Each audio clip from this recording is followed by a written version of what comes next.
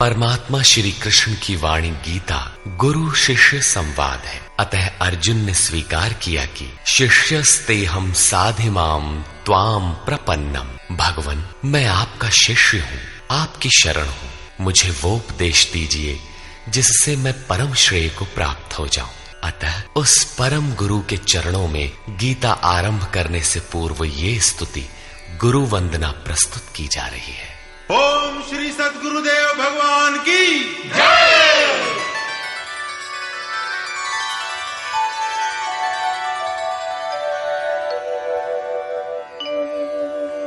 जय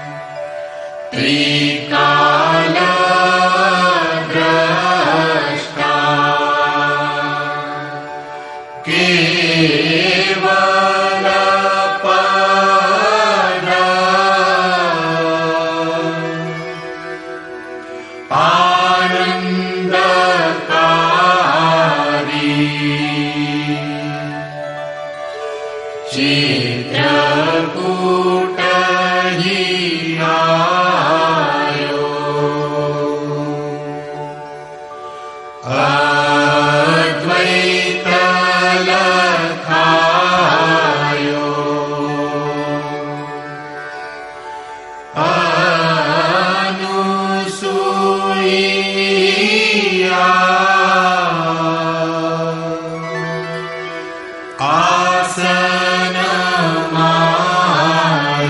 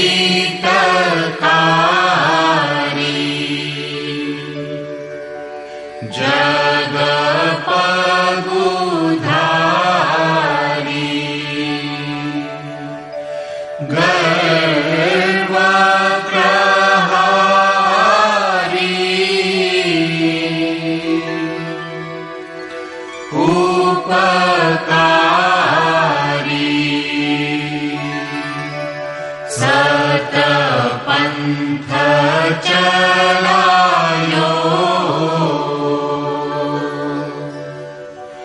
भरम मिटायो रूप लखायो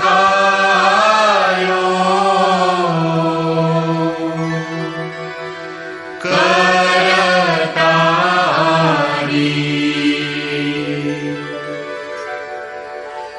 यह शिष्य है तेरो करतनी हो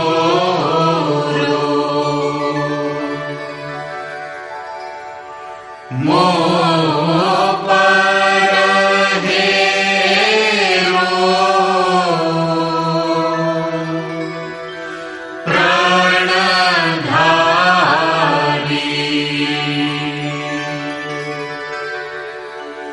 जय सद्गुरुदेवं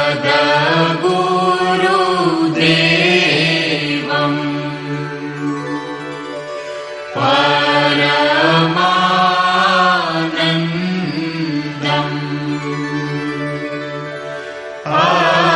अमर शरीरम्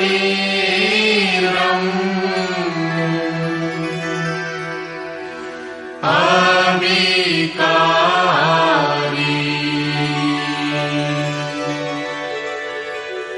निरगुण निरमूलम्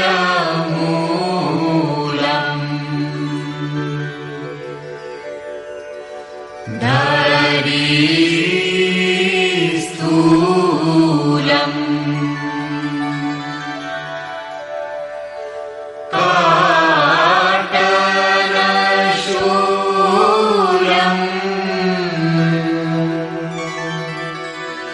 भवभारी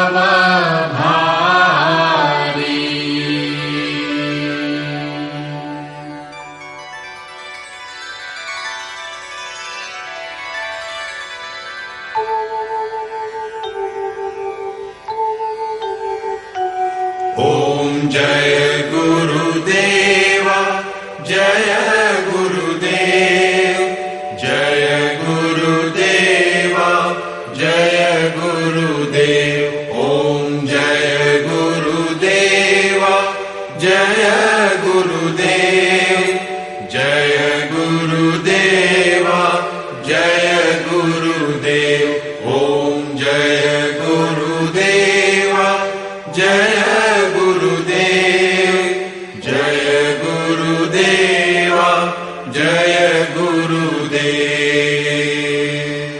अमृतंश बहनों तथा भाइयों, जिन महापुरुष ने समस्त वेदों का संकलन किया, वेदांत शास्त्र का प्रवर्तन किया, महाभारत तथा भागवत जिनकी कृतियां हैं, उन्होंने शास्त्रों के रूप में किसी ग्रंथ को मान्यता दी तो वो है भगवान श्री कृष्णोक्त गीता। तरह तरह की पूजा पद्धतियां, परस्पर विरोधी संगठन धर्म के नाम पर प्रचलित हैं, जबकि धर्म का लक्ष्य है एक परमात्मा की शोध। कल्याण स्वरूप वो परमात्मा एक है, उसे प्राप्त करने की निश्चित क्रिया का पालन धर्म है। जब परमात्मा एक है, उसे प्राप्त करने की क्रिया एक है, तो बहुत से पंथ क्यों? इसके समाधान के लिए प्रस्तुत है यथार्थ गीता का भावंश, ये गीता कैसेट। धर्म के सरल स्वरूप और उसकी प्राप्ति हेतु निर्धारित क्रिया का क्रमबद्ध तथा पूर्ण विवरण योगेश्वर श्री कृष्णोक्त गीता है। विश्व के प्रत्येक महापुरुष ने जो कुछ भी साधन बताया है, वो सब का सब तथा अनेक गोपनीय स्थितियों का स्पष्टीकरण अकेले गीता में है। इसलिए संपूर्ण मानव जाति के कल्याण का अतर्क शास्त्र गीता है। महाभारत में संकेत है कि जब कौरवों और पांडवों की सेनाएं आमने सामने खड़ी हो गईं, तो संपूर्ण निशांतर कौरवों में प्रवेश कर गए और सभी देवता पांडवों में। इस कथन से महर्षि व्यास ने स्पष्ट कर दिया कि गीता के सभी पात्र देवता या असुर हैं तथा प्रतीकात्मक हैं। प्रत्येक मनुष्य के अंतःकरण में दैवी और आसुरी दो प्रकृतियां अनादिकाल से हैं। दैवी शक्तियों के सहयोग से जब मनुष्य अपने आत्म स्वरूप की ओर अग्रसर होता है तो काम, क्रोध, राग, द्वेष इत्यादि आसुरी वृत्तियां बाधा के रूप में आक्रमण करती हैं। उनका पार पाना ही वास्तविक युद्ध है। अर्जुन श्रेय के लिए विकल था। उसकी दृष्टि में श्रेय का उपाय था कुल धर्म, पिंडोदक क्रिया, वर्ण संकर से बचाव, कुल क्षय से बचने के लिए युद्ध न करना इत्यादि। मात्र इतनी सी शंका के समाधान हेतु भगवान को उसे 18 अध्याय गीता समझानी पड़ी। अंत में पूछा कि क्या तेरा मोह नष्ट हुआ?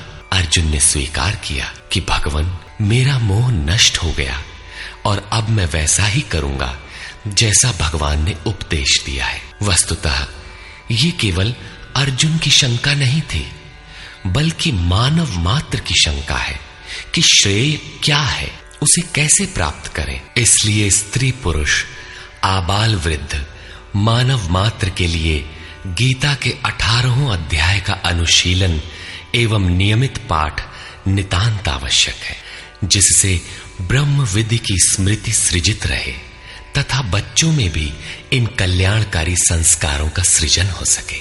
इस गीता ज्ञान के बिना कोई भी मनुष्य उस ईश्वर के पथ पर नहीं चल सकता। अक्षय सुख, शाश्वत शांति, लोक में समृद्धि तथा मूल शंका समाधान हेतु इन कैसेटों का संकलन किया गया है।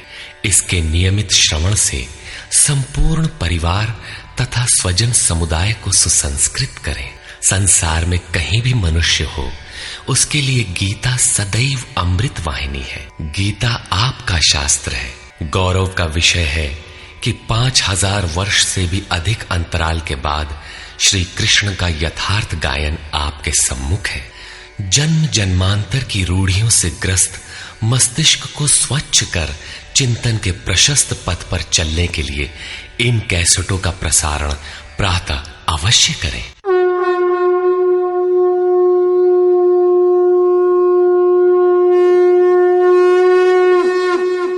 ओम श्री परमात्मने नमः। यथार्थ गीता श्रीमद् भगवत गीता अथ प्रथमो अध्यायः।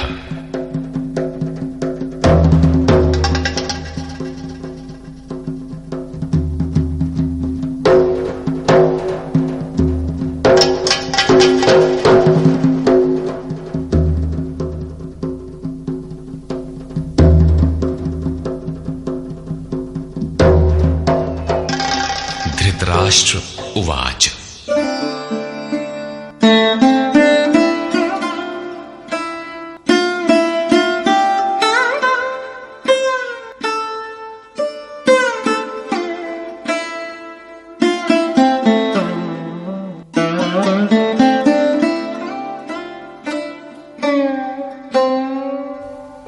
धर्मक्षेत्रे कुरुक्षेत्रे समवेता युयुत्सवः मामकाः पाण्डवाश्चैव किमकुर्वत संजय। धृतराष्ट्र ने पूछा, हे संजय, धर्म क्षेत्र कुरुक्षेत्र में एकत्र युद्ध की इच्छा वाले मेरे और पांडु के पुत्रों ने क्या किया? अज्ञान रूपी धृतराष्ट्र और संयम रूपी संजय। अज्ञान मन के अंतराल में रहता है। अज्ञान से आवृत मन धृतराष्ट्र जन्मांध है, किंतु संयम रूपी संजय के माध्यम से ये देखता है, सुनता है। वो समझता है कि परमात्मा ही सत्य है। फिर भी जब तक इससे उत्पन्न मोह रूपी दुर्योधन जीवित है, इसकी दृष्टि सदैव कौरवों पर रहती है, विकारों पर ही रहती है। धर्म एक क्षेत्र है। जब हृदय देश में दैवी संपत्ति का बाहुल्य होता है तो ये शरीर धर्म क्षेत्र बन जाता है, और जब इसमें आसुरी संपत्ति का बाहुल्य होता है तो ये शरीर कुरुक्षेत्र बन जाता है। कुरु अर्थात करो। ये शब्द आदेशात्मक है। भगवान श्री कृष्ण कहते हैं, प्रकृति से उत्पन्न तीनों गुणों द्वारा परवश होकर मनुष्य कर्म करता है। वो क्षण मात्र भी कर्म किए बिना नहीं रह सकता। गुण उससे करा लेते हैं। तीनों गुण मनुष्य को देवता से कीट पर्यंत शरीरों में ही बांधते हैं। जब तक प्रकृति और प्रकृति से उत्पन्न गुण जीवित हैं, तब तक कुरु लगा रहेगा। अतः जन्म मृत्यु वाला क्षेत्र, विकारों वाला क्षेत्र कुरुक्षेत्र है और परम धर्म परमात्मा में प्रवेश दिलाने वाली पुण्यमयी प्रवृत्तियों का क्षेत्र धर्म क्षेत्र है। पुरातत्वविद पंजाब में काशी प्रयाग के मध्य तथा अनेकानेक स्थलों पर कुरुक्षेत्र की शोध में लगे हैं, किंतु गीताकार ने स्वयं बताया है कि जिस क्षेत्र में यह युद्ध हुआ वो कहां है। इदम शरीरम कौन्तेय क्षेत्र मित्य भिधीयते। अर्जुन, ये शरीर ही क्षेत्र है और जो इसको जानता है, इसका पार पा लेता है, वो क्षेत्रज्ञ है। आगे इन्होंने क्षेत्र का विस्तार बताया, जिसमें 10 इंद्रियां, मन, बुद्धि, अहंकार, 5 विकार और 3 गुणों का वर्णन है। शरीर ही क्षेत्र है। एक अखाड़ा है, इसमें लड़ने वाली प्रवृत्तियां 2 हैं, दैवी संपद और आसुरी संपद। पांडु की संतान और धृतराष्ट्र की संतान सजातीय और विजातीय प्रवृत्तियां। अनुभवी महापुरुष की शरण जाने पर इन दोनों प्रवृत्तियों में संघर्ष का सूत्रपात होता है। ये क्षेत्र क्षेत्रज्ञ का संघर्ष है और यही वास्तविक युद्ध है। विश्व युद्धों से इतिहास भरा पड़ा है, किंतु उनमें जीतने वालों को भी शाश्वत विजय नहीं मिलती।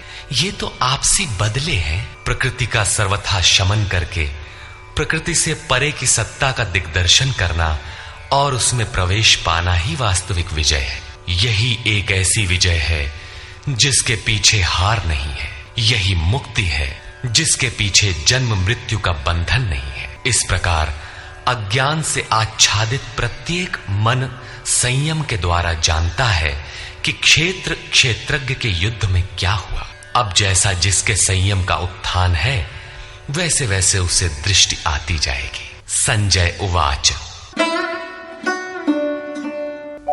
दृष्ट्वा तु पाण्डवानीकं व्यूढं दुर्योधनस्तदा आचार्यमुपसंगम्य राजा वचनमब्रवीत्।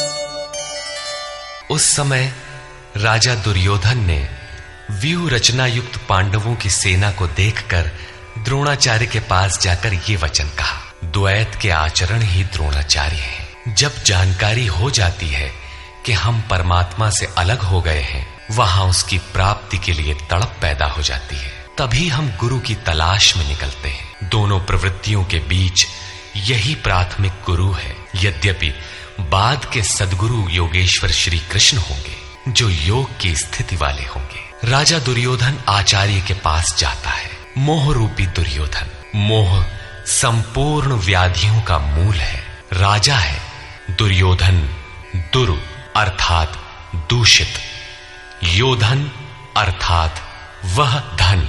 आत्मिक संपत्ति ही स्थिर संपत्ति है। उसमें जो दोष उत्पन्न करता है वो है मोह। ये प्रकृति की ओर खींचता है और वास्तविक जानकारी के लिए प्रेरणा भी प्रदान करता है। मोह है तभी तक पूछने का प्रश्न भी है, अन्यथा सभी पूर्ण ही हैं। अतः व्यूह रचना युक्त पांडवों की सेना को देखकर, अर्थात पुण्य से प्रवाहित सजातीय वृत्तियों को संगठित देखकर, मोह रूपी दुर्योधन ने गुरु द्रोण के पास जाकर यह कहा। पश्यैतां पाण्डुपुत्राणाम् आचार्य महतीं चमू व्यूढ़ां द्रुपदपुत्रेण तव शिष्येण धीमता।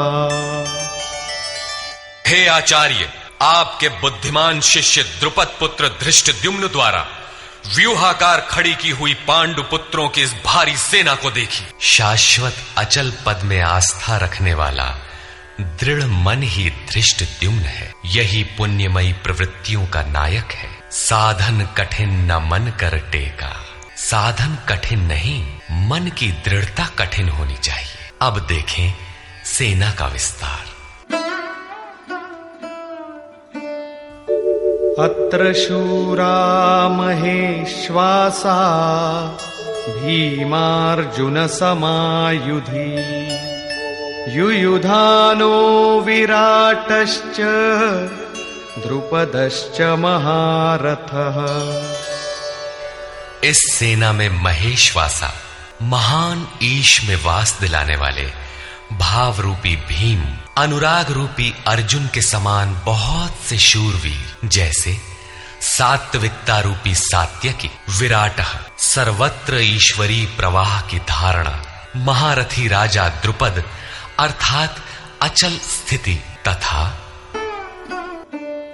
धृष्टकेतुश्चेकितानः काशीराजश्च वीर्यवान् पुरुजित् कुन्तिभोजश्च शैब्यश्च नरपुंगवः। धृष्टकेतु दृढ़ कर्तव्य, चेकितानः जहां भी जाए वहां से चित्त को खींचकर इष्ट में स्थिर करना, काशीराजः काया रूपी काशी में ही वो साम्राज्य है, पुरुजित स्थूल सूक्ष्म और कारण शरीरों पर विजय दिलाने वाला पुरुजित, कुंती भोजः कर्तव्य से भव पर विजय, नरों में श्रेष्ठ शैव्य अर्थात सत्य व्यवहार। युधामन्युश्च विक्रान्तः उत्तमौजाश्च वीर्यवान् सौभद्रो द्रौपदेयाश्च सर्व एव महारथाः। और पराक्रमी युधामन्यु, युद्ध के अनुरूप मन की धारणा, उत्तमौजाः शुभ की मस्ती, सुभद्रा पुत्र अभिमन्यु, जब शुभ आधार आ जाता है तो मन भय से रहित हो जाता है, ऐसा शुभ आधार से उत्पन्न अभय मन, ध्यान रूपी द्रौपदी के पांचों पुत्र, वात्सल्य, लावण्य, सौम्यता, स्थिरता, सहृदयता, सब के सब महारथी हैं, साधन पथ पर संपूर्ण योग्यता के साथ चलने की क्षमताएं हैं। इस प्रकार दुर्योधन ने पांडव पक्ष के 15-20 नाम गिनाए, जो दैवी संपद के महत्वपूर्ण अंग हैं। विजातीय प्रवृत्ति का राजा होते हुए भी मोह ही सजातीय प्रवृत्तियों को समझने के लिए बाध्य करता है। दुर्योधन अपना पक्ष संक्षेप में कहता है, यदि कोई बाह्य युद्ध होता तो अपनी फौज बढ़ा चढ़ा कर गिनाता, विकार कम गिनाए गए क्योंकि उन पर विजय पाना है, वे नाशवान हैं। केवल 5-7 विकार बताए गए जिनके अंतराल में संपूर्ण बहिर्मुखी प्रवृत्ति विद्यमान है, जैसे अस्माकं तु विशिष्टाये तान्निबोध द्विजोत्तम नायका मम सैन्यस्य संज्ञार्थं तान् ब्रवीमि ते।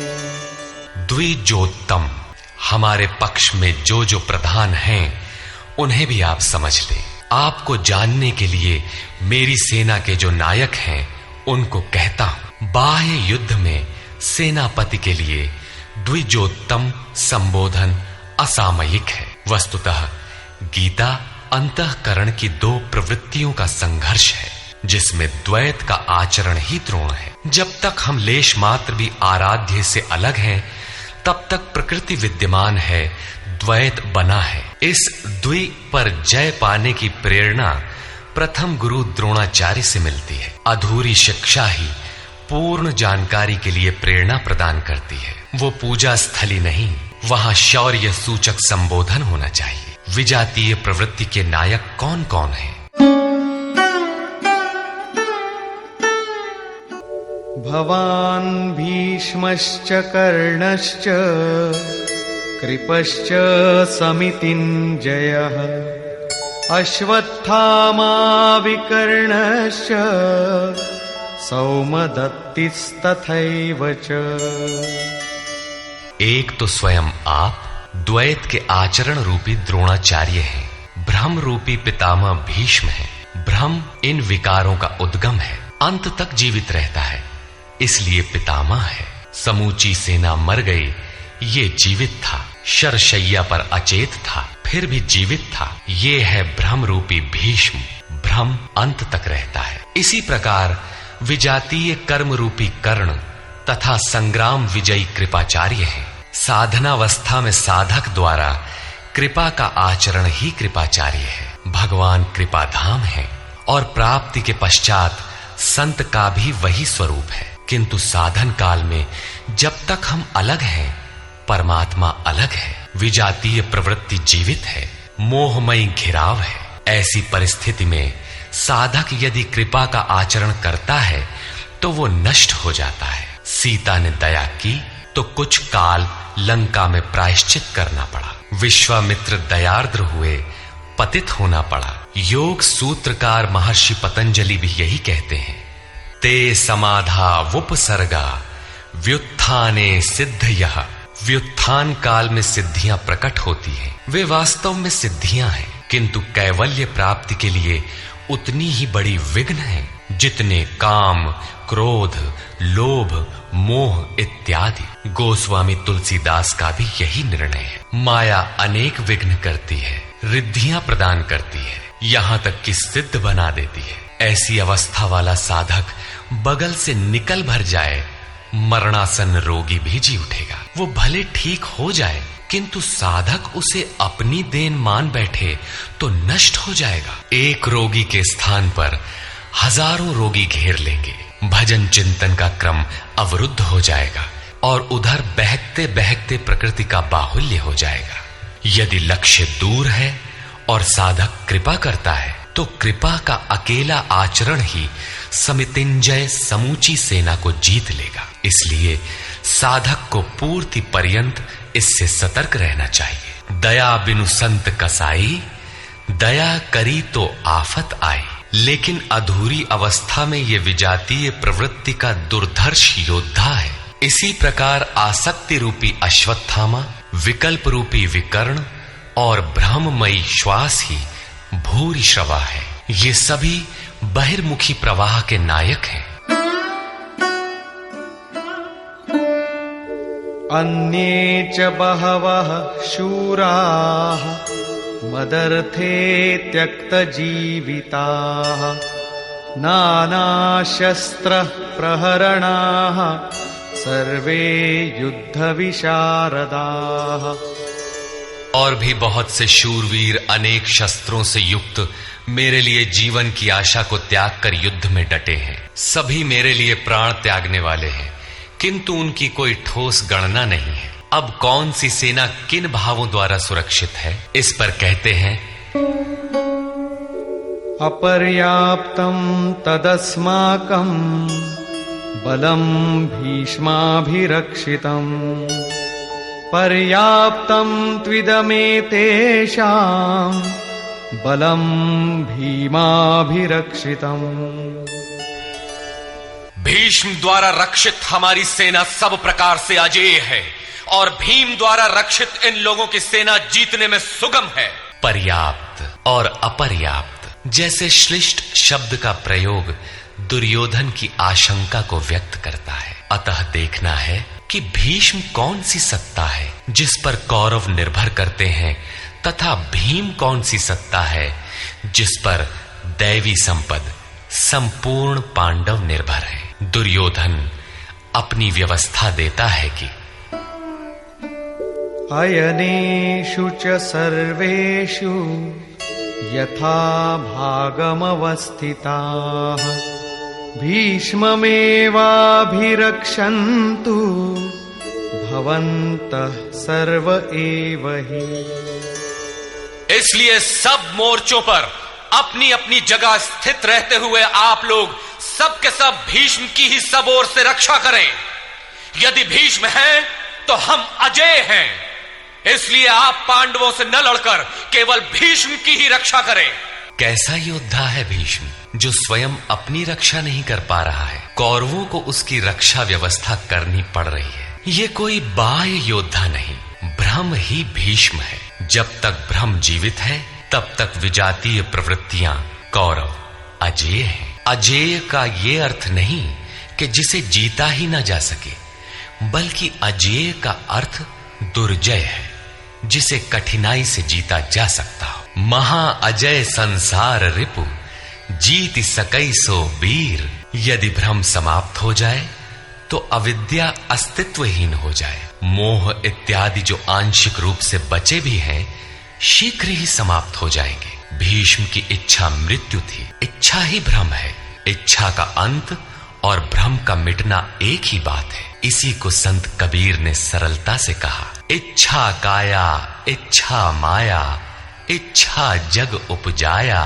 कह कबीर जे इच्छा विवर्जित, ताका पार न पाया। जहां भ्रम नहीं होता वो अपार और अव्यक्त है। इस शरीर के जन्म का कारण इच्छा है। इच्छा ही माया है और इच्छा ही जगत की उत्पत्ति का कारण है। सो कामयत तदैक्षत बहुश्याम प्रजा ये इति। कबीर कहते हैं, जो इच्छाओं से सर्वथा रहित हैं, तिनका पार न पाया। वे अपार अनंत असीम तत्वों में प्रवेश पा जाते हैं। यो कामो निष्काम आप्त काम आत्म कामो, न तस्य प्राणा उत्क्रामंति ब्रह्म व सन ब्रह्माप्येति। जो कामनाओं से रहित आत्मा में स्थिर आत्म स्वरूप है, उसका कभी पतन नहीं होता। वो ब्रह्म के साथ एक हो जाता है। आरंभ में इच्छाएं अनंत होती है और अंततो गत्वा परमात्म प्राप्ति की इच्छा शेष रहती है। जब ये इच्छा भी पूरी हो जाती है, तब इच्छा भी मिट जाती है। यदि उससे भी बड़ी कोई वस्तु होती तो आप उसकी इच्छा अवश्य करते। जब उससे आगे कोई वस्तु है ही नहीं, तो इच्छा किसकी होगी? जब प्राप्त होने योग्य कोई वस्तु अप्राप्त न रह जाए, तो इच्छा भी समूल नष्ट हो जाती है और इच्छा के मिटते ही भ्रम का सर्वथा अंत हो जाता है। यही भीष्म की इच्छा मृत्यु है। भीम द्वारा रक्षित इन लोगों की सेना जीतने में सुगम है। भाव रूपी भीम, भावे विद्यते देवः। भाव में वो क्षमता है कि अविदित परमात्मा भी विदित हो जाता है। भाववस्य भगवान सुख निधान करुणा अयन। श्री कृष्ण ने इसे श्रद्धा कहकर संबोधित किया है। भाव में वो क्षमता है कि भगवान को भी वश में कर लेता है। भाव से ही संपूर्ण पुण्यमयी प्रवृत्ति का विकास है। ये पुण्य का संरक्षक है तो इतना बलवान कि परम देव परमात्मा को संभव बनाता है, किंतु साथ ही इतना कोमल भी है कि आज भाव है तो कल अभाव में बदलते देर नहीं लगती। इष्ट में लेश मात्र भी त्रुटि प्रतीत होने पर भाव डगमगा जाता है। पुण्यमयी प्रवृत्ति विचलित हो उठती है, इष्ट से संबंध टूट जाता है। इसलिए भीम द्वारा रक्षित इन लोगों की सेना जीतने में सुगम है। महर्षि पतंजलि का भी यही निर्णय है। स तु दीर्घ काल नैरंतर्य सत्कारा सेवितो दृढ़ भूमि। दीर्घ काल तक निरंतर श्रद्धा भक्ति पूर्वक किया हुआ साधन ही दृढ़ हो पाता है।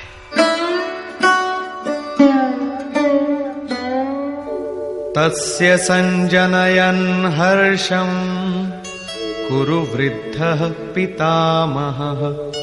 सिंहनादं विनद्योच्चैः शंखं दध्मौ प्रतापवान। इस प्रकार अपने बलाबल का निर्णय लेकर शंख ध्वनि हुई। शंख ध्वनि पात्रों के पराक्रम की घोषणा है कि जीतने पर कौन सा पात्र आपको क्या देगा। कौरवों में वृद्ध प्रतापवान पितामह भीष्म ने उस दुर्योधन के हृदय में हर्ष उत्पन्न करते हुए उच्च स्वर से सिंहनाद के समान भयप्रद शंख बजाया। सिंह प्रकृति से भयावह पहलू का प्रतीक है। घोर जंगल के नीरव एकांत में शेर की दहाड़ कान में पड़ जाए तो रोंगटे खड़े हो जाएंगे, हृदय कांपने लगेगा। यद्यपि शेर आपसे मीलों दूर है, भय प्रकृति में होता है, परमात्मा में नहीं। वो तो अभय सत्ता है। भ्रम रूपी भीष्म यदि विजयी होता है तो प्रकृति के जिस भयारण्य में आप हैं, उससे भी अधिक भय के आवरण में बांध देगा।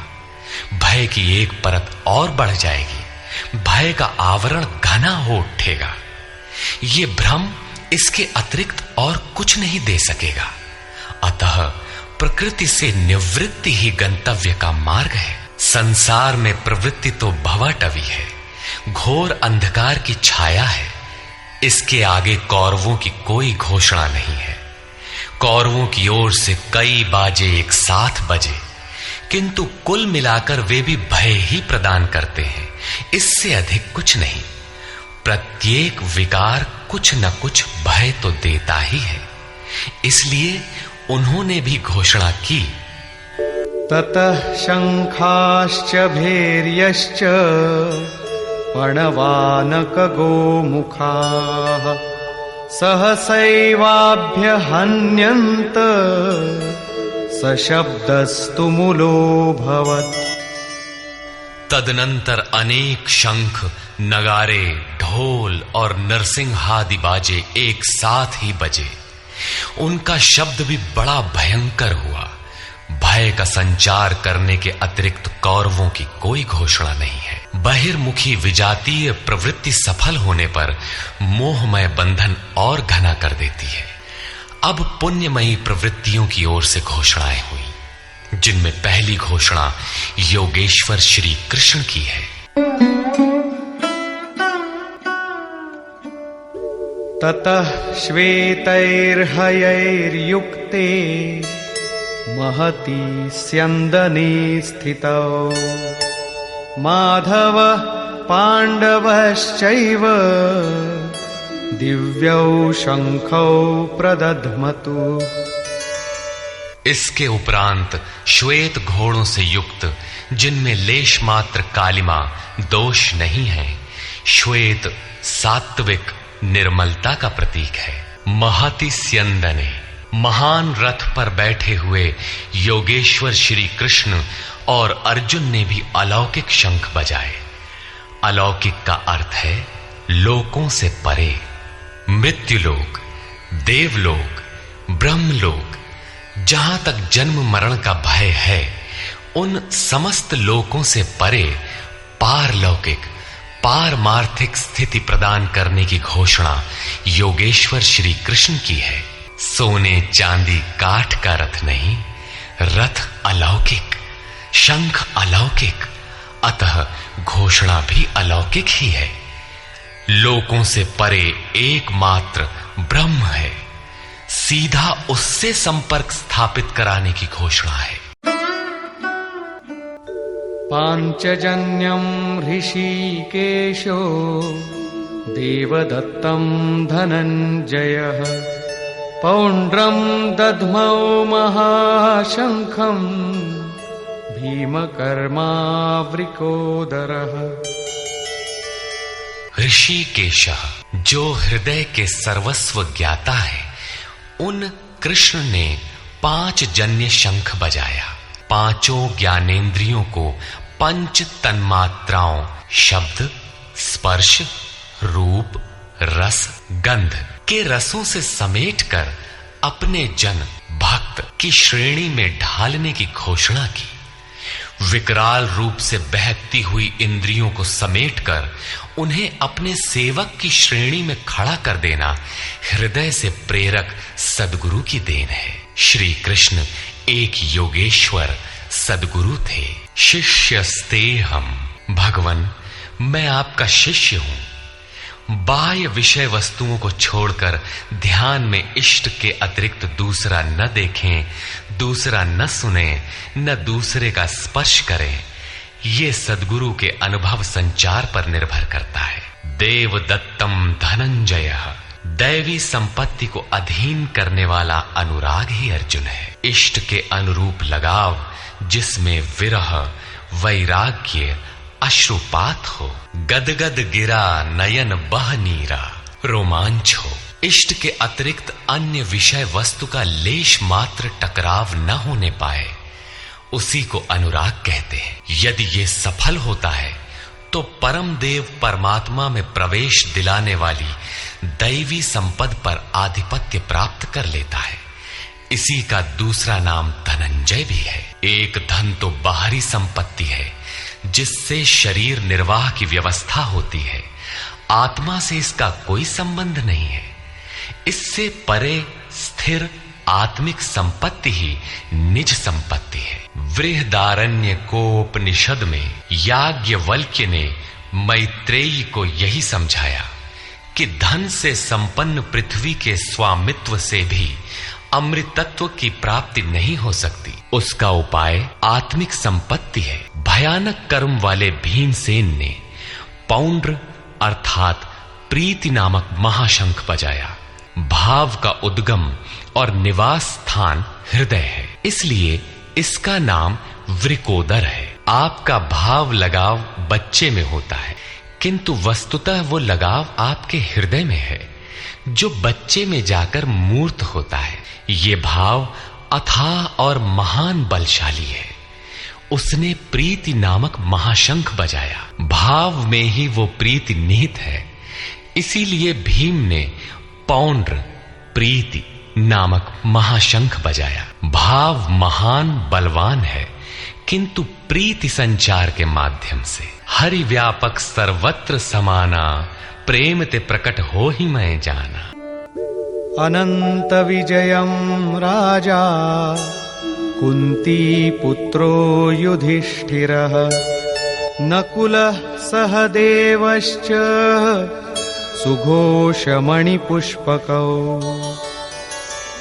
कुंती पुत्र राजा युधिष्ठिर ने अनंत विजय नामक शंख बजाया। कर्तव्य रूपी कुंती और धर्म रूपी युधिष्ठिर।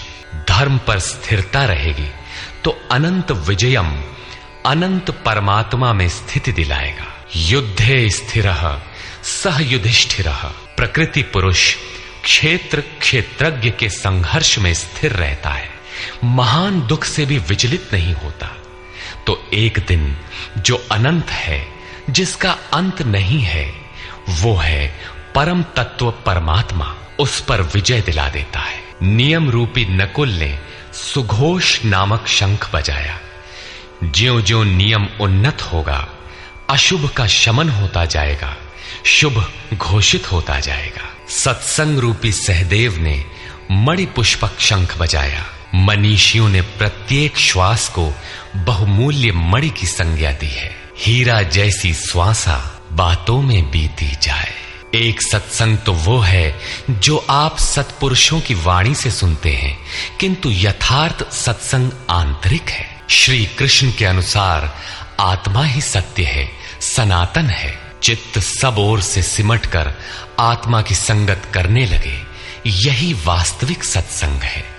ये सत्संग चिंतन, ध्यान और समाधि के अभ्यास से संपन्न होता है। ज्यों ज्यों सत्य के सान्निध्य में सुरत टिकती जाएगी, त्यों त्यों एक एक श्वास पर नियंत्रण मिलता जाएगा। मन सहित इंद्रियों का निरोध होता जाएगा। जिस दिन सर्वथा निरोध होगा, वस्तु प्राप्त हो जाएगी। वाद्य यंत्रों की तरह चित्त का आत्मा के स्वर में स्वर मिलाकर संगत करना ही सत्संग है। बाह्य मणि कठोर है, किंतु श्वास मणि पुष्प से भी कोमल है। पुष्प तो विकसित होने या टूटने पर कुम्हलाता है, किंतु आप अगले श्वास तक जीवित रहने की गारंटी नहीं दे सकते। किंतु सत्संग सफल होने पर प्रत्येक श्वास पर नियंत्रण दिलाकर परम लक्ष्य की प्राप्ति करा देता है। इसके आगे पांडवों की कोई घोषणा नहीं है, किंतु प्रत्येक साधन कुछ न कुछ निर्मलता के पथ में दूरी तय करता है। आगे कहते हैं, काश्यश्च परमेश्वासः शिखण्डी च महारथः धृष्टद्युम्नो विराटश्च सात्यकिश्चापराजितः। काया रूपी काशी। पुरुष जब सब ओर से मन सहित इंद्रियों को समेटकर काया में ही केंद्रित करता है, तो परमेश्वासः परम ईश में वास का अधिकारी हो जाता है। परम ईश में वास दिलाने में सक्षम काया ही काशी है। काया में ही परम ईश का निवास है। परमेश्वास का अर्थ श्रेष्ठ धनुष वाला नहीं, बल्कि परम धन ईश धन वास है। शिखा सूत्र का त्याग ही शिखंडी है।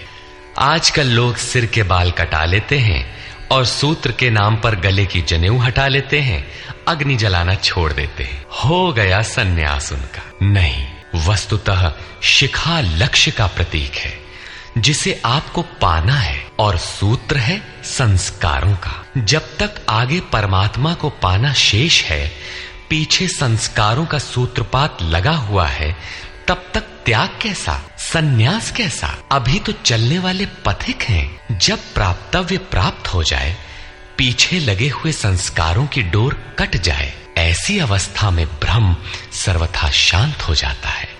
इसलिए शिखंडी ही ब्रह्म रूपी भीष्म का विनाश करता है। शिखंडी चिंतन पथ की विशिष्ट योग्यता है, महारथी है। धृष्टद्युम्न दृढ़ और अचल मन तथा विराटः सर्वत्र विराट ईश्वर का प्रसार देखने की क्षमता इत्यादि दैवी संपद के प्रमुख गुण हैं। सात्विकता ही सात्य की है। सत्य के चिंतन की प्रवृत्ति अर्थात सात्विकता यदि बनी है तो कभी गिरावट नहीं आने पाएगी, इस संघर्ष में पराजित नहीं होने देगी।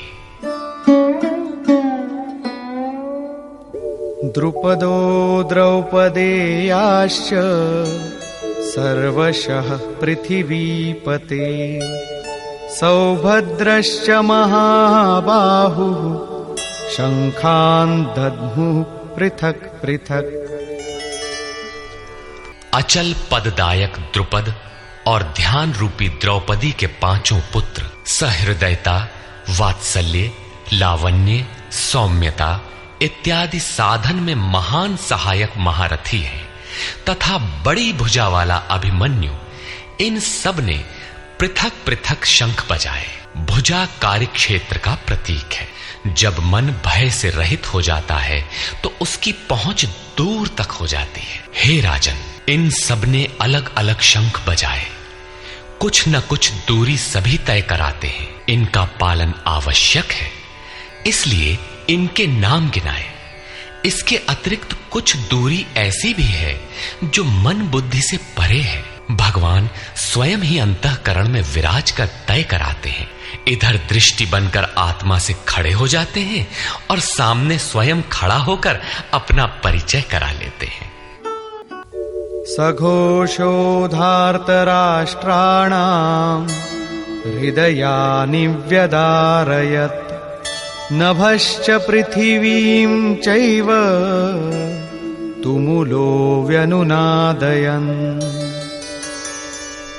उस घोर शब्द ने आकाश और पृथ्वी को भी शब्दायमान करते हुए धृतराष्ट्र पुत्रों के हृदय विदीर्ण कर दिए। सेना तो पांडवों की ओर भी थी, किंतु हृदय विदीर्ण हुए धृतराष्ट्र पुत्रों के। वस्तुतः पांचजन्य दैवी शक्ति पर आधिपत्य, अनंत पर विजय, अशुभ का शमन और शुभ की घोषणा धारावाही होने लगे तो कुरुक्षेत्र आसुरी संपद, बहिर्मुखी प्रवृत्तियों का हृदय विदीर्ण हो जाएगा।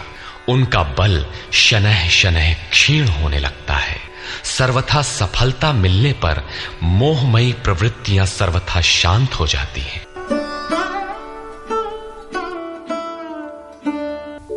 अथ व्यवस्थितान् दृष्ट्वा धार्तराष्ट्रान् कपिध्वजः प्रवृत्ते शस्त्रसम्पाते धनुरुद्यम्य पाण्डवः। ऋषिकेशं तदा वाक्यम् इदमाह महीपते सेनयोरुभयोर्मध्ये रथं स्थापयमेच्युत। संयम रूपी संजय ने अज्ञान से आवृत मन को समझाया कि हे राजन, उसके उपरांत कपिध्वज वैराग्य रूपी हनुमान, वैराग्य ही ध्वज है जिसका ध्वज राष्ट्र का प्रतीक माना जाता है। कुछ लोग कहते हैं ध्वजा चंचल थी इसलिए कपिध्वज कहा गया, किंतु नहीं, यहां कपि साधारण बंदर नहीं, स्वयं हनुमान थे जिन्होंने मान अपमान का हनन किया था। सममान निरादर आदरहीन। प्रकृति की देखी सुनी वस्तुओं से, विषयों से राग का त्याग ही वैराग्य है। अतः वैराग्य ही जिसकी ध्वजा है, उस अर्जुन ने व्यवस्थित रूप से धृतराष्ट्र पुत्रों को खड़े देखकर शस्त्र चलने की तैयारी के समय धनुष उठाकर ऋषिकेशम, जो हृदय के सर्वस्व ज्ञाता है, उन योगेश्वर श्री कृष्ण से ये वचन कहा, हे अच्युत, जो कभी च्युत नहीं होता, मेरे रथ को दोनों सेनाओं के बीच खड़ा करिए। यहाँ सारथी को दिया गया आदेश नहीं, इष्ट सदगुरु से की गई प्रार्थना है, किस लिए खड़ा करें?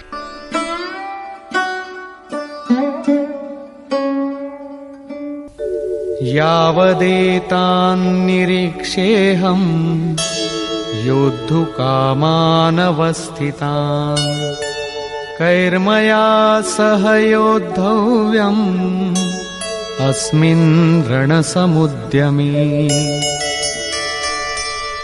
जब तक मैं इन स्थित हुए युद्ध की कामना वालों को अच्छी प्रकार देख न लूं कि इस युद्ध के उद्योग में मुझे किन किन के साथ युद्ध करना योग्य है, इस युद्ध व्यापार में मुझे किन किन के साथ युद्ध करना है। योत्स्यमानान् वेक्षेऽहम् य एतेऽत्र समागताः धार्तराष्ट्रस्य दुर्बुद्धेर्युद्धे प्रियचिकीर्षवः। दुर्बुद्धि दुर्योधन का युद्ध में कल्याण चाहने वाले जो ये राजा लोग इस सेना में आए हैं, उन युद्ध करने वालों को मैं देखूंगा, इसलिए खड़ा करें। मोह रूपी दुर्योधन, मोहमयी प्रवृत्तियों का कल्याण चाहने वाले जो राजा इस युद्ध में आए हैं, उनको मैं देख लूं। संजय उवाच,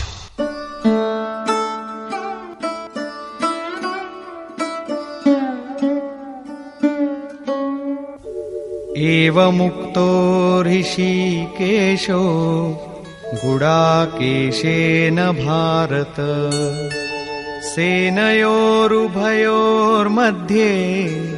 स्थापयित्वा रथोत्तमम् भीष्मद्रोणप्रमुखतः सर्वेषां च महीक्षिताम् उवाच पार्थ पश्यैतान् समवेतान् कुरुनीति। संजय बोला, निद्राजयी अर्जुन द्वारा इस प्रकार कहे जाने पर हृदय के ज्ञाता श्री कृष्ण ने दोनों सेनाओं के बीच भीष्म, द्रोण और महीक्षिताम, शरीर रूपी पृथ्वी पर अधिकार जमाए हुए संपूर्ण राजाओं के बीच उत्तम रथ को खड़ा करके कहा कि पार्थ, इन इकट्ठे हुए कौरवों को देख, यहां उत्तम रथ सोने चांदी का रथ नहीं है। संसार में उत्तम की परिभाषा नश्वर शरीर के प्रति अनुकूलता प्रतिकूलता से की जाती है। ये परिभाषा अपूर्ण है। जो हमारे आत्मा, हमारे स्वरूप का सदैव साथ दे, वही उत्तम है, जिसके पीछे अनुत्तम मलिनता न हो। तत्रापश्यत् स्थितान् पार्थः पितॄनथ पितामहान् आचार्यान् मातुलान् भ्रातॄन् पुत्रान् पौत्रान् सखींस्तथा श्वशुरान् सुहृदश्चैव सेनयोरुभयोरपि।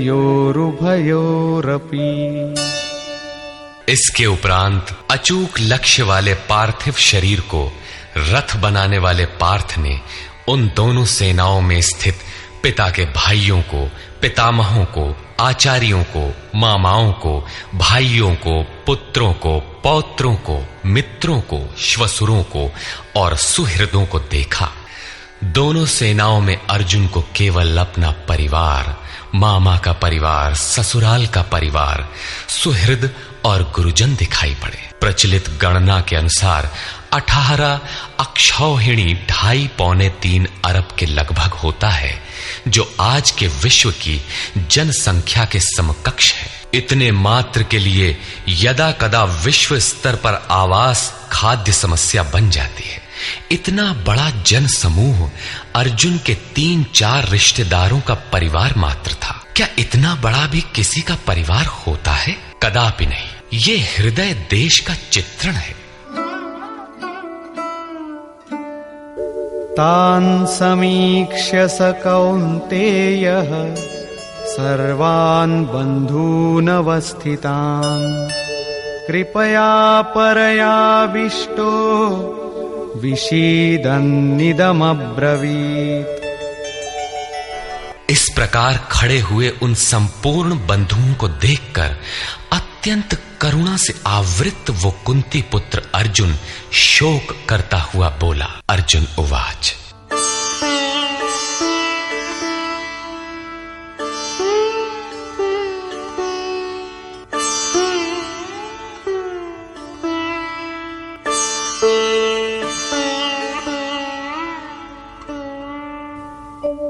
दृष्ट्वेमं स्वजनं कृष्ण युयुत्सुं समुपस्थितम् सीदन्ति मम गात्राणि मुखं च परिशुष्यति वेपथुश्च शरीरे मे रोमहर्षश्च जायते। हे कृष्ण, इस युद्ध की इच्छा वाले खड़े हुए स्वजन समुदाय को देखकर मेरे अंग शिथिल हुए जाते हैं, मुख सूखा जाता है और मेरे शरीर में कंप तथा रोमांच हो रहा है। इतना ही नहीं,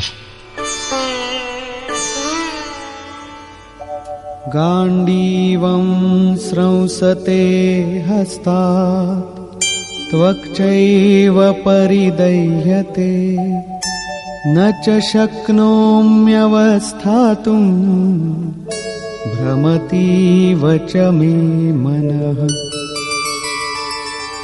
हाथ से गांडीव गिरता है, त्वचा भी जल रही है। अर्जुन को ज्वर सा हो आया, संतप्त हो उठा कि ये कैसा युद्ध है जिसमें स्वजन ही खड़े हैं। अर्जुन को भ्रम हो गया। वो कहता है, अब मैं खड़ा रह पाने में भी अपने को असमर्थ पा रहा हूं। अब आगे देखने की सामर्थ्य नहीं है। निमित्तानि च पश्यामि विपरीतानि केशव न च श्रेयोनुपश्यामि हत्वा स्वजनमाहवे। हे केशव, इस युद्ध का लक्षण भी विपरीत ही देखता हूं। युद्ध में अपने कुल को मारकर परम कल्याण भी नहीं देखता हूं। कुल को मारने से कल्याण कैसे होगा?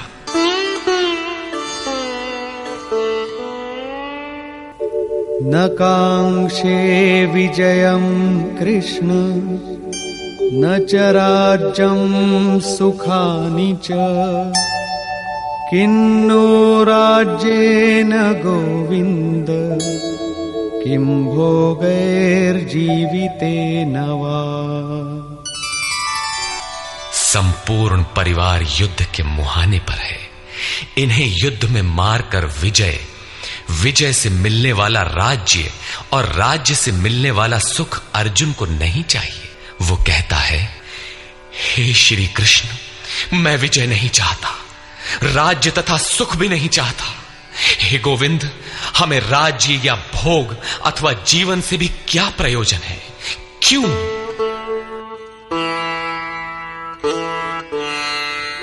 येषामर्थे कांक्षितं नो राज्यं भोगाः सुखानि च तैमेव स्थिता युद्धे प्राणान् त्यक्त्वा धनानि च।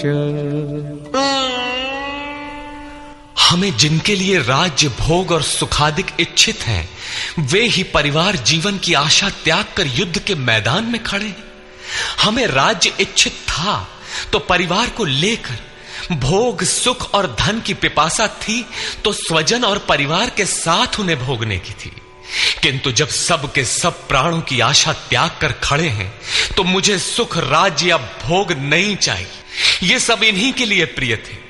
इनसे अलग होने पर हमें इनकी आवश्यकता नहीं है।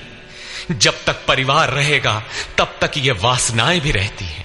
झोपड़ी में रहने वाला भी अपने परिवार, मित्र और स्वजन को मारकर विश्व का साम्राज्य स्वीकार नहीं करेगा। अर्जुन यही कहता है कि हमें भोग प्रिय थे, विजय प्रिय थी, किंतु जिनके लिए थी, जब वे ही नहीं रहेंगे तो भोगों से क्या प्रयोजन? इस युद्ध में मारना किसे है? आचार्या पितरः पुत्राः तथैव च पितामहाः मातुलाः श्वशुराः पौत्राः शालाः संबंधिनस्तथा। इस युद्ध में ताऊ, चाचे, लड़के और इसी प्रकार दादा, मामा, श्वसुर, पोते, साले तथा समस्त संबंधी ही हैं।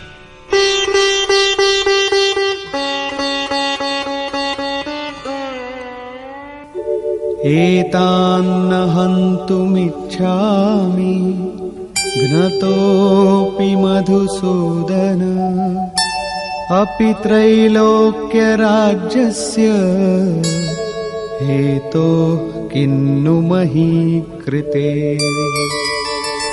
हे मधुसूदन, मुझे मारने पर भी अथवा 3 लोक के राज्य के लिए भी मैं इन सबको मारना नहीं चाहता।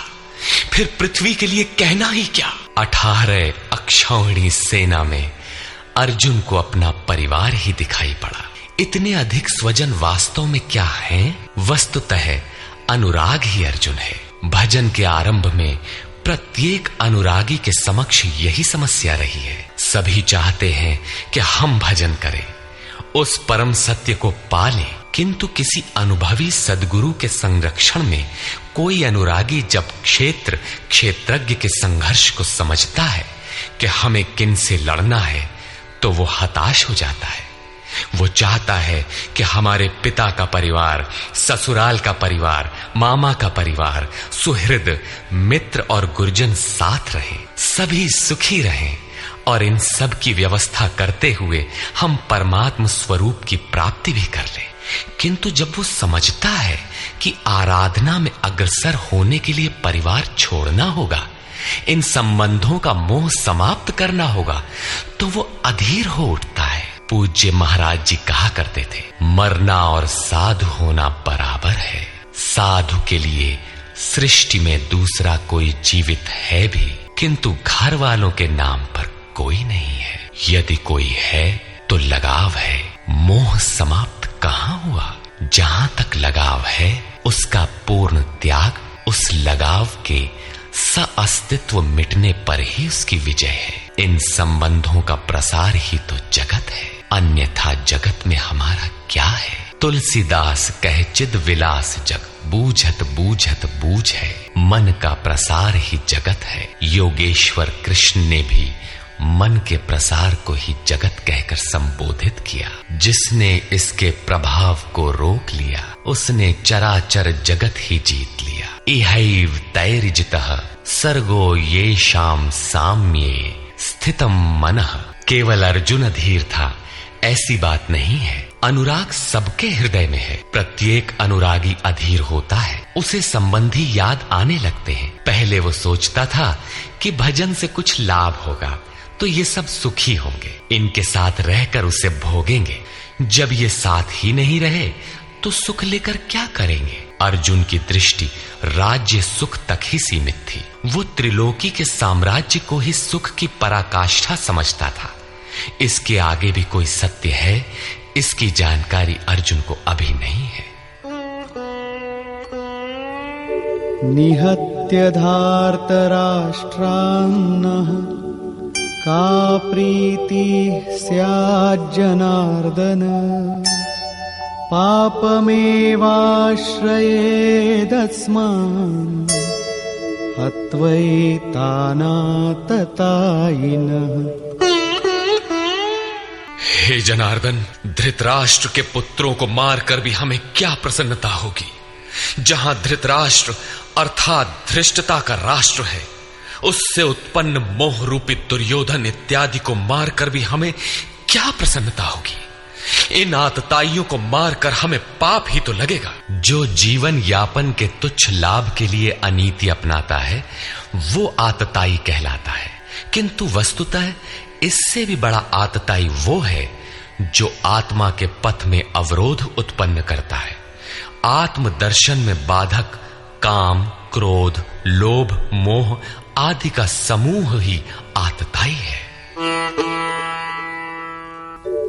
तस्मान्नार्हा वयं हन्तुं धार्तराष्ट्रान् स्वबान्धवान् स्वजनं हि कथं हत्वा सुखिनः स्याम माधव। इससे हे माधव, अपने बांधव धृतराष्ट्र के पुत्रों को मारने के लिए हम योग्य नहीं हैं। स्वबांधव कैसे? वे तो शत्रु थे ना। वस्तुतः शरीर के रिश्ते अज्ञान से उत्पन्न होते हैं। ये मामा है, ससुराल है, स्वजन समुदाय है, ये सब अज्ञान ही तो है। जब शरीर ही नश्वर है तब इसके रिश्ते ही कहां रहेंगे। मोह है तभी तक सुहृद है, हमारा परिवार है, हमारी दुनिया है। मोह नहीं तो कुछ भी नहीं। इसीलिए वे शत्रु भी अर्जुन को स्वजन दिखाई पड़े। वो कहता है कि अपने कुटुंब को मारकर हम कैसे सुखी होंगे। यदि अज्ञान और मोह न रहे तो कुटुंब का अस्तित्व न हो। ये अज्ञान ज्ञान का प्रेरक भी है। भर्तृहरि, तुलसी इत्यादि अनेक महानुभावों को वैराग्य की प्रेरणा पत्नी से मिली, तो कोई सौतेली मां के व्यवहार से खिन्न होकर वैराग्य पथ पर अग्रसर हुआ दिखाई देता है।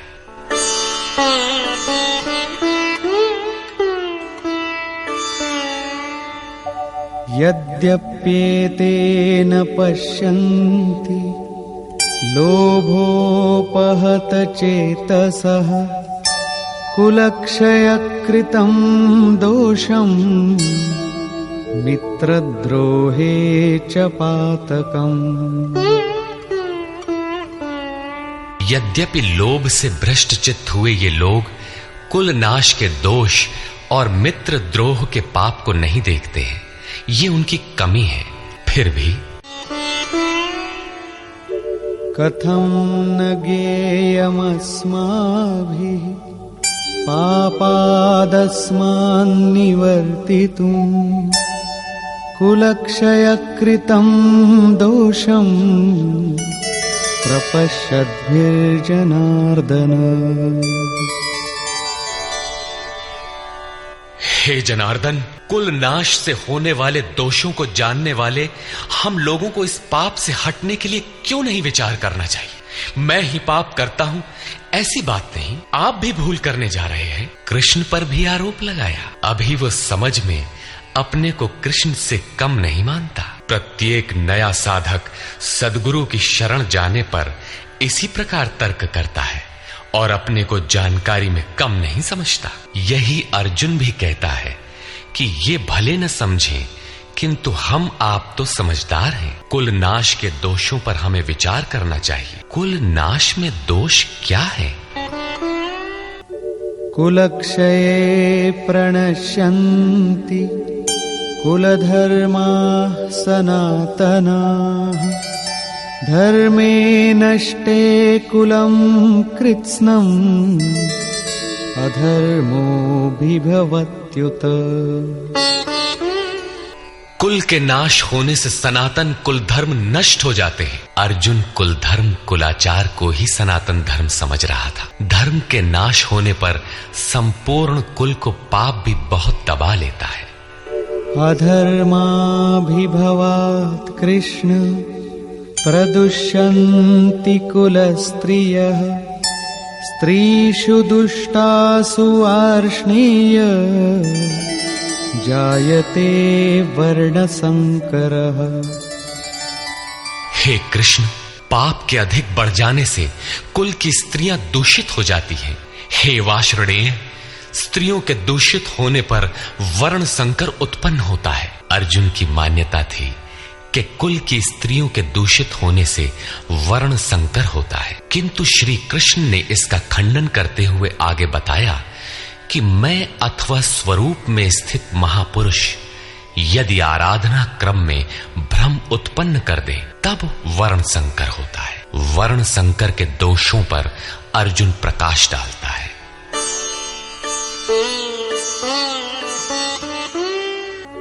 संकरो नरकायैव कुलघ्नानां कुलस्य च पतन्ति पितरो येषां लुप्तपिण्डोदकक्रियाः। वर्ण संकर कुल घातियों और कुल को नरक में ले जाने के लिए ही होता है। लुप्त हुई पिंड क्रिया वाले इनके पितर लोग भी गिर जाते हैं। वर्तमान नष्ट हो जाता है, अतीत के पितर गिर जाते हैं और भविष्य वाले भी गिरेंगे। इतना ही नहीं, दोषैरेतैः कुलघ्नानां वर्णसंकरकारकैः उत्साद्यन्ते जातिधर्माः कुलधर्माश्च शाश्वताः।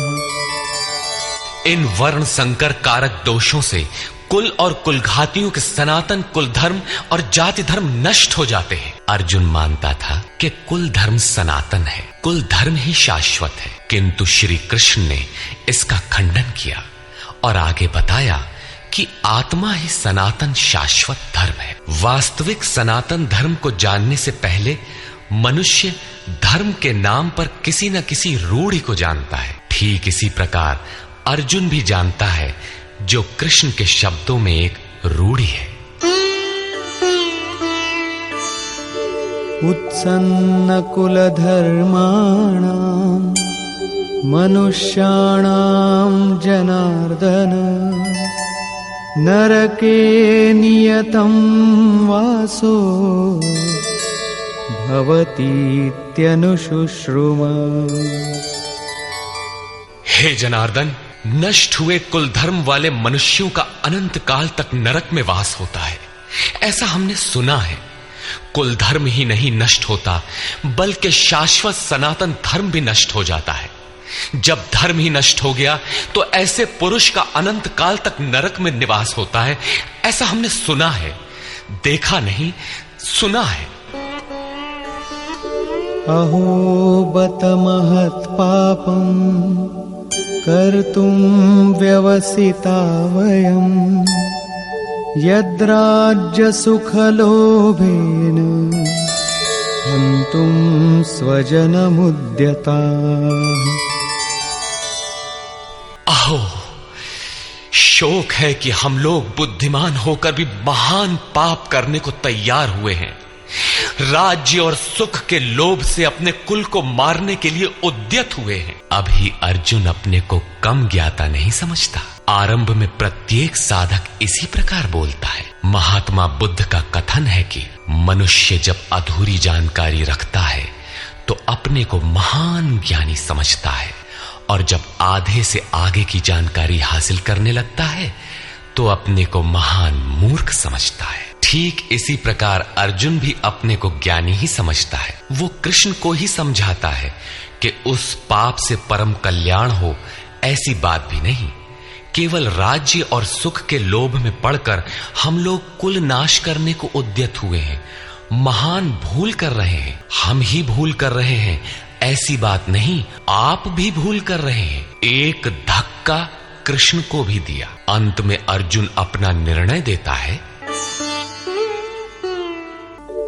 यदि माम प्रतीकारम् अशस्त्रं शस्त्रपाणयः धार्तराष्ट्रारणे हन्युः तन्मे क्षेमतरं भवेत्।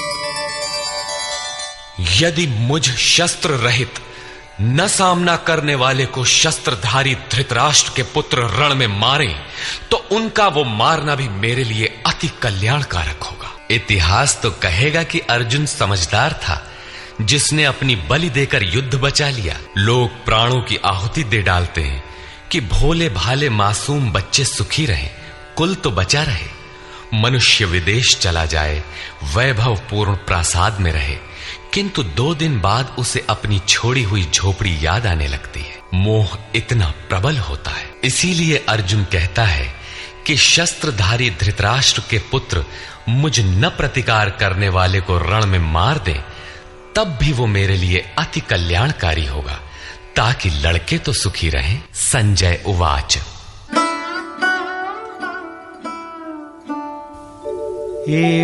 एवमुक्त्वार्जुनः संख्ये रथोपस्थ उपाविशत् विसृज्य सशरं चापं शोकसंविघ्नमानसः। संजय बोला कि रणभूमि में शोक से उद्विग्न मन वाला अर्जुन इस प्रकार कहकर बाण सहित धनुष को त्याग कर रथ के पिछले भाग में बैठ गया, अर्थात क्षेत्र क्षेत्रज्ञ के संघर्ष में भाग लेने से पीछे हट गया। निष्कर्ष, गीता क्षेत्र क्षेत्रज्ञ के युद्ध का निरूपण है। यह ईश्वरीय विभूतियों से संपन्न भगवत स्वरूप को दिखाने वाला गायन है। यह गायन जिस क्षेत्र में होता है वह युद्ध क्षेत्र शरीर है, जिसमें 2 प्रवृत्तियां हैं, धर्म क्षेत्र और कुरुक्षेत्र। उन सेनाओं का स्वरूप और उनके बल का आधार बताया। शंख ध्वनि से उनके पराक्रम की जानकारी मिली। तदनंतर जिस सेना से लड़ना है उसका निरीक्षण हुआ, जिसकी गणना 18 अक्षौहिणी अर्थात लगभग 6.5 अरब कही जाती है, किंतु वस्तुतः वे अनंत हैं। प्रकृति के दृष्टिकोण 2 हैं, एक इष्टोन्मुखी प्रवृत्ति दैवी संपद, दूसरी बहिर्मुखी प्रवृत्ति आसुरी संपद। दोनों प्रकृति ही हैं।